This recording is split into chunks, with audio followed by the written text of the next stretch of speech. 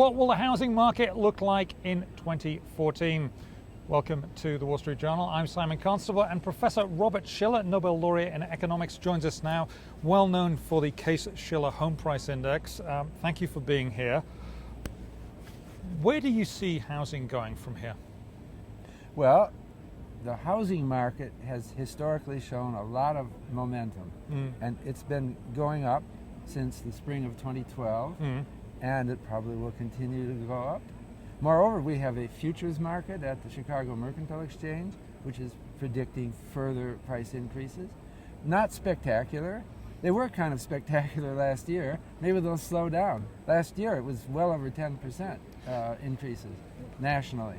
When we had the last bubble, we saw things like quite big jobs growth, quite big wage gains. We saw falling mortgage rates, the borrowing cost was going down, and we saw loan standards loosening. Now we're seeing the opposite of that. We're seeing mortgage rates rise, very little jobs growth and very little income growth, and loan standards are still very tight. Do you think with all that in place, if we have like a shock to the economy, could that send the housing market tumbling? Well, the quick answer is it certainly could, but I don't know that that's happening this coming year. But maybe the things you mentioned are reasons why I'm not giving an enthusiastic forecast. I'm not excited, and I don't sense that people are terribly excited. It's not back to the year 2005 or 2006. I did questionnaire surveys in 2004. The average expectation for the next 10 years was 12% a year among recent home buyers. 12% a year, which would have beaten the stock market and would have been completely different from historical averages. Do you think we ever get back, or certainly within our lifetimes, get back to a situation that we saw in 2005, 2006?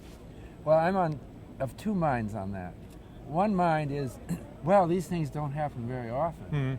We had the Florida land bubble, remember that? Yeah. 1926. And it kind of killed it for a half century because the stories about craziness were embedded in our minds.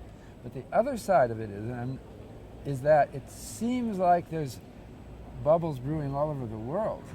And there seems to be a speculative attitude that Can you name a couple of them for us, just for our benefit? Yeah. You said a couple of bubbles brewing over the world. Well, I was recently in Brazil, and now they don't recognize that it's a bubble. I said I was worried that it was in front of a large audience, and I got some substantial pushback. What always happens during a bubble is that they have denial. Well, it's more creative interpretation. Brazil is getting a middle class. The mortgage institutes are developing institutions. So you mentioned Brazil. Where else do you see a bubble? Well, okay, in Taiwan, Hong Kong, China, New Zealand, Australia, and more or less, Mumbai, Delhi, Tel Aviv. Okay, so it's a long list, and that's a problem for those economies. And would you recommend that central banks try and cool that down?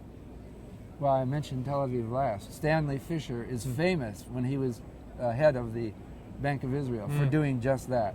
Okay. And those things are happening in other countries as well. Fortunately, we've learned from the last crisis that there are such things as bubbles, and that there is a role for the central bank and for the government to rein them in a bit. And that's what's happening. That's one reason why I'm not predicting some spectacular bubble right now. So there he is, Robert Shiller, Nobel laureate in economics, counting on the central bankers to step in and maybe squeeze those bubbles down a bit. Thank you very much, sir, for your time. Appreciate it. I'm Simon Constable, and this is WSJ Live.